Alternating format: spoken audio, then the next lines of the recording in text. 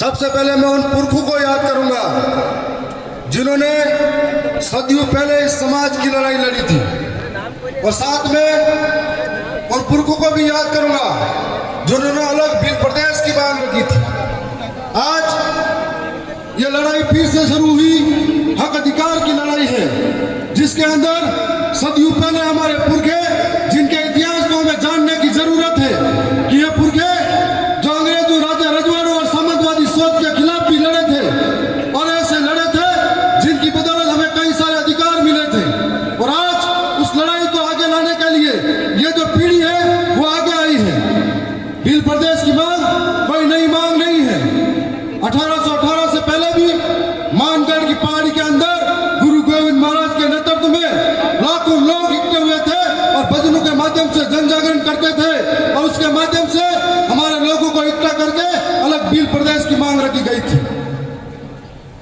मैंने राजस्थान की विधानसभा के अंदर पिछली बार जब सत्र चला था तब कहा था, पत्र तो नहीं लिख पाया था, लेकिन राजस्थान की सरकार के अंदर भजन लाल जी मुख्यमंत्री के सामने आंखों से आंखें मिला के कहा था कि आदिवासी मेरा धर्म है, जोहार मेरा अभिवादन है, प्रगति मेरी पूजा है, तीर कमान मेरी पहचान है, अम्बेडकर बिरसा मेरा स्वाभिमान है, और भील प्रदेश मेरा अधिकार है, और यह अधिकार हम ले करेंगे। यह बात राजस्थान की विधानसभा के अंदर कही थी। और इसके बाद में मैं मानता हूं कि तमाम गांव गांव गली गली मोहल्ले में जब दक्षिणी राजस्थान के अंदर जन जागरण शुरू हुआ तो एक नारा खूब उठा कि भील प्रदेश चाहिए, और धीरे धीरे मध्य प्रदेश के अंदर जयस नाम का एक तूफान पैदा हुआ, और जयस के अंदर ऐसे कई क्रांतिकारी लीडर हुए जो समाज को एक करने का काम कर रहे थे।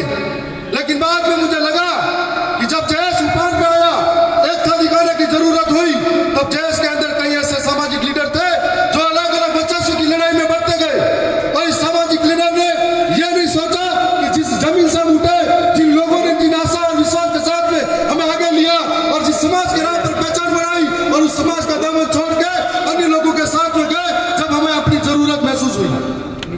आज दक्षिणी राजस्थान के साथ साथ में गुजरात, महाराष्ट्र के अंदर भी यह लड़ाई भील प्रदेश की है जो घर घर पहुंची है, और दक्षिणी राजस्थान एक आईना है जिसको देखकर आज पूरे देश के आदिवासी एकजुट होने का कार्य कर रहे हैं।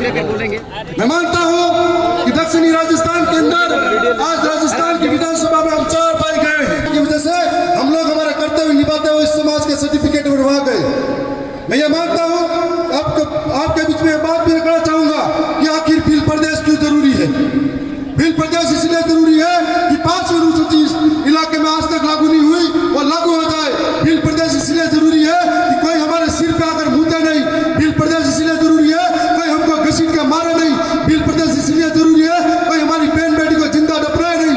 भील प्रदेश इसलिए जरूरी है कि कार्तिक भील जैसे को मारे नहीं। भील प्रदेश इसलिए जरूरी है कोई मटके से पानी छूने से मारे नहीं।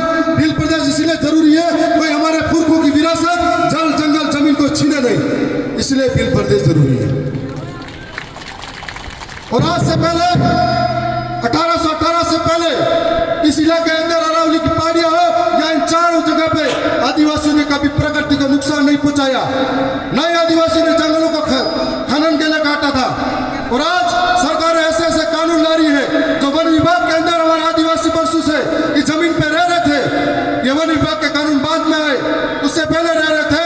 सरकार उनको बेघर करने का काम करी है, लेकिन खनन के नाम पर, कभी विकास के नाम पर आदिवासियों को विस्थापित करने का काम कर रहे हैं।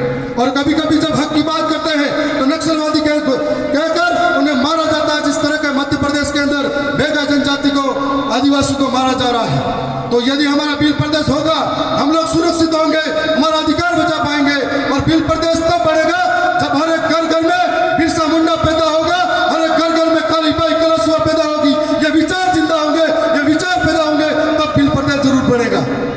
और मैं मानता हूं इस लड़ाई के अंदर अब बहुत सारे साथी नए जुड़ते जा रहे हैं, और राजस्थान के अंदर हो, भोपाल के अंदर हो, या गुजरात के गांधीनगर हो, या महाराष्ट्र के मुंबई में हो, जब तक हमारी विचारधारा के लोग उस सदन के अंदर पहुंचेंगे, टेबल बजा के सरकार की आंखों में आके डालकर बोलेंगे कि हमें भील प्रदेश चाहिए, तो जरूर भील प्रदेश बनेगा। और ये जरूरत है समय के साथ में। पहले भी कई राज्य बने हैं, कोई भाषा के आधार पर